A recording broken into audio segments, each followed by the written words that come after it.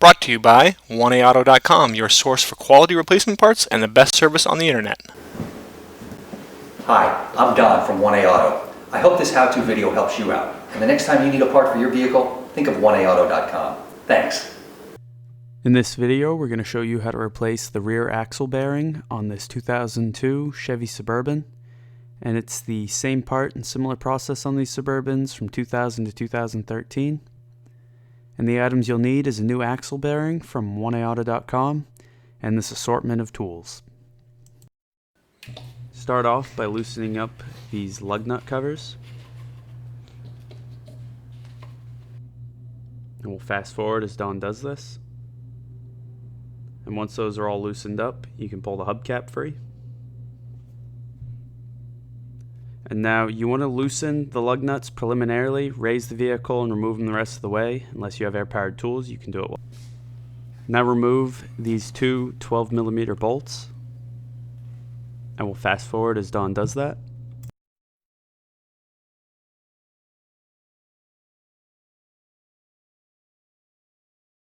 Loosen up your rotor. Either use a C-clamp to squeeze it or a screwdriver through the middle of it and pry between the caliper and the brake disc, and that loosens up the caliper so it comes off easier.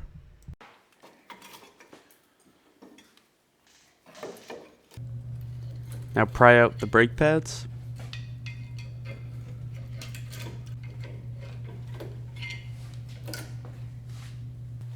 Now remove these two 18mm bolts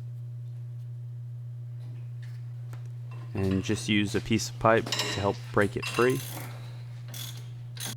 And then we'll just fast forward as Don removes those two bolts.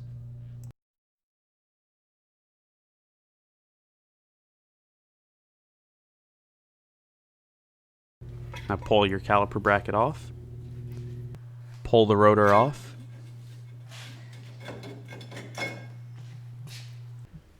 Now on the differential cover, there are either 10 to 12 bolts, and ours are pretty rusty, so we use a cold chisel to knock the rust off of each side. These should be 13mm bolts if they're in good shape. We actually end up using a 1/2-inch socket because the rust has actually reduced their size just a little bit. So you'll see later we pound a 1/2-inch socket on there and are able to get them all off.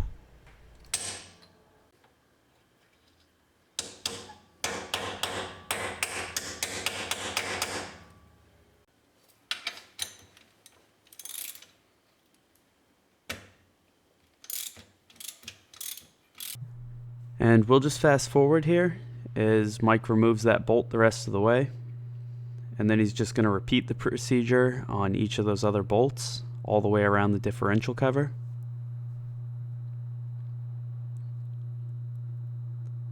And for the higher ones, it does get a little more difficult, and you will need an extension for your socket and ratchet to actually remove those bolts.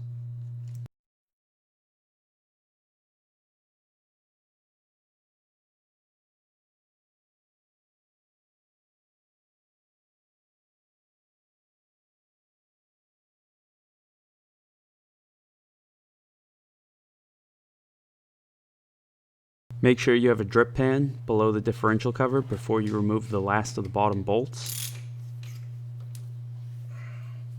And you want to just remove those.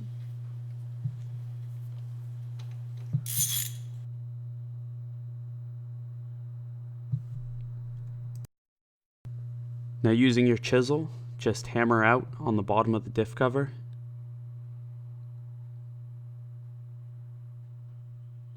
And then replace the bolt at the top of the differential cover.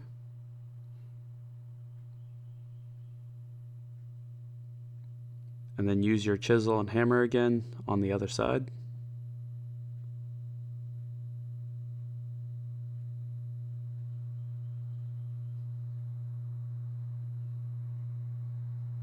And just let the fluid drain out.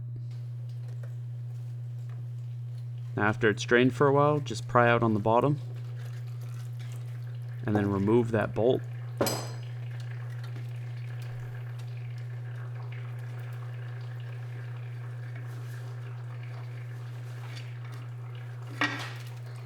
And then pull the cover down and out.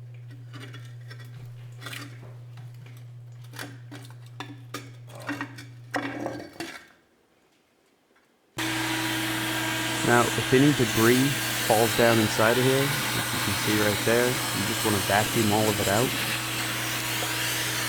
And then take a rag, make sure it's somewhat clean, and just wipe everything down, and just stick this rag back in there.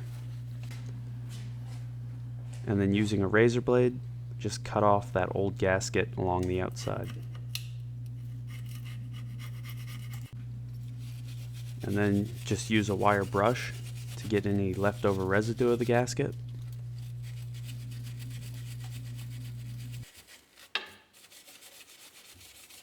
At this point, you'll probably want to have your vehicle in neutral. Rotate the chuck around so you can see that 8mm bolt right there, and remove the 8mm bolt.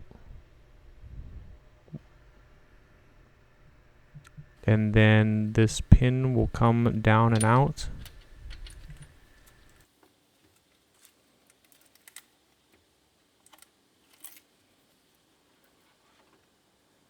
And now push your axle in. And then again, you're going to want to have your vehicle in neutral so you can use the drive shaft and rotate the chuck around so you can see into where the C-clamps are. And you can see that there's a clip on either side that holds either axle in. So what you want to do is just use a stick magnet to pull the clip out on the axle you want to replace. There it is. And then the axle will just pull free.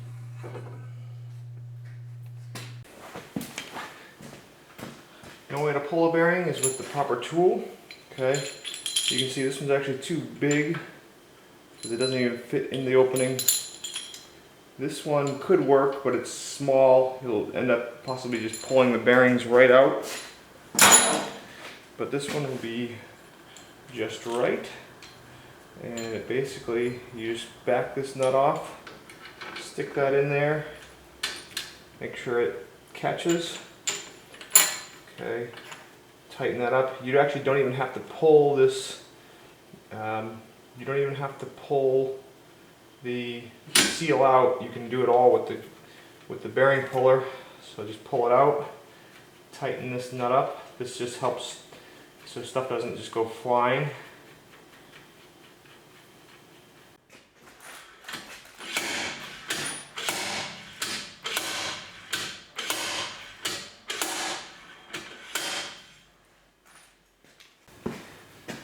Okay, your new bearing can go right in. Okay. And you'll want a good sized tool. You can go right flush on it. And drive it straight in.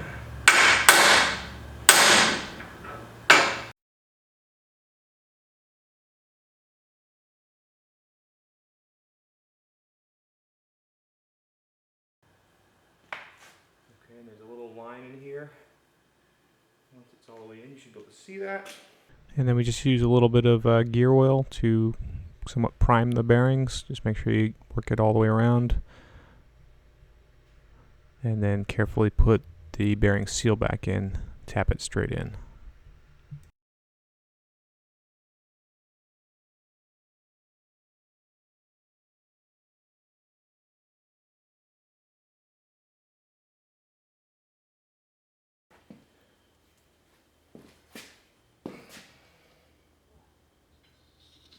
And slide your axle into place. You want to lift it up, careful not to drag it on the seal too much. You don't want to prematurely wear out the seal. And then once it gets into the machined area, then kind of grab the axle, and I'm actually lifting up the inside of the axle where it goes into the carrier bearings on the inside. And you just got to find the right spot. And once you do, it goes right in, and then make sure you push it all the way in so you can get the C-clamp on the other side. Okay, now put the C-clip back in place.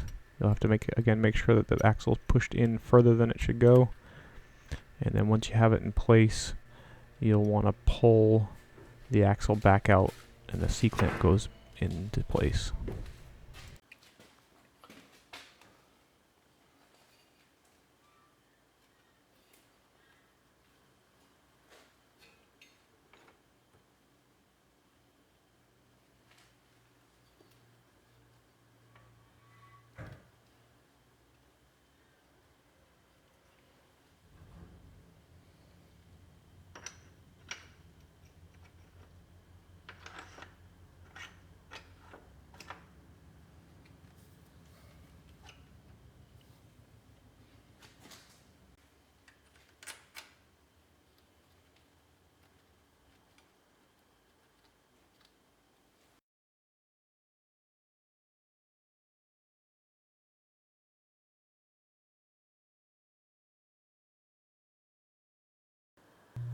Now, we're using a new differential cover, so we have a separate gasket, but if you're using your old differential cover, you want to make sure the RTV goes all the way around and that there's no gaps in it.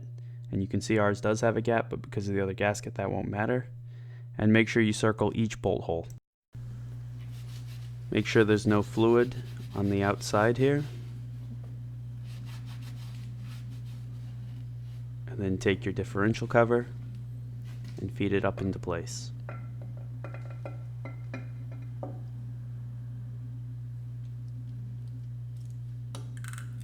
And you want to just replace the top bolt to hold it in.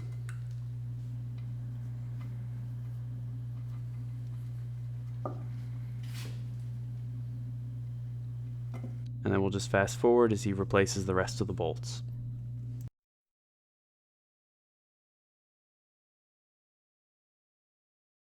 And make sure for this top bolt that you put this harness back into place.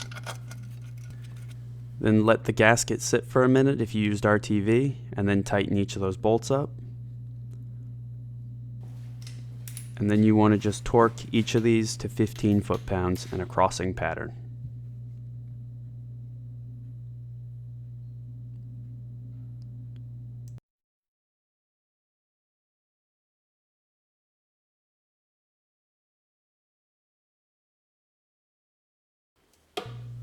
Now remove this filler plug using your 3/8 ratchet, and ours is in kind of rough condition, so we're just going to hammer the ratchet into place.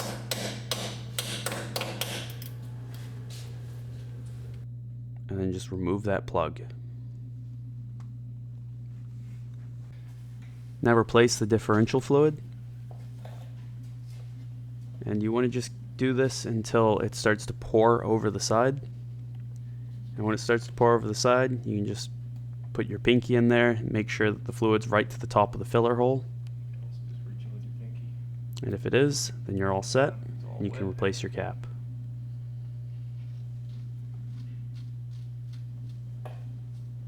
Now just tighten it up with your ratchet.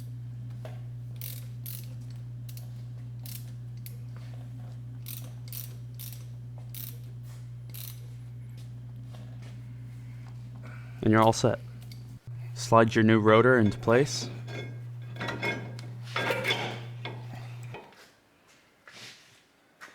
And then twist on a lug nut to just hold the rotor in place while you put the caliper bracket back on. And then put your caliper bracket back into place and replace those two 18mm bolts.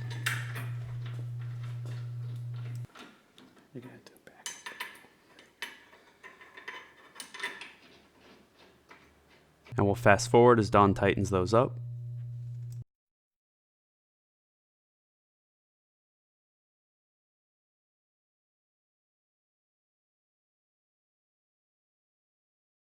And you want to torque these to about 85 foot-pounds.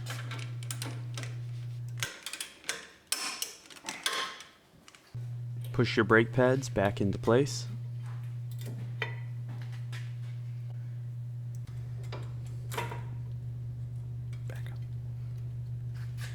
And then put your caliper back down into place. And replace those two 12mm bolts. And we'll just fast forward as Don does this and tightens them up. And you want to tighten these to about 30 foot-pounds. Put your wheel back into place.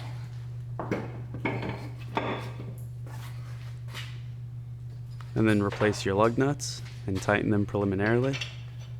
And we'll fast forward as Don does this.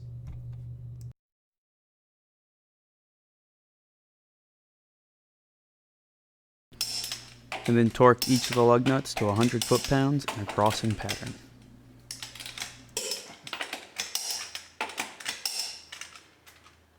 Then replace that hubcap and tighten up each of your lug nut covers. And before taking the vehicle out on the road, you want to just pump the brake pedal until it firms up, and then do a stopping test from 5 miles per hour, then 10 miles per hour. And you're all set. We hope this video helps you out. brought to you by oneaauto.com, your source for quality replacement parts and the best service on the internet. Please feel free to call us toll free 888-844-3393. We're the company that's here for you on the internet and in person.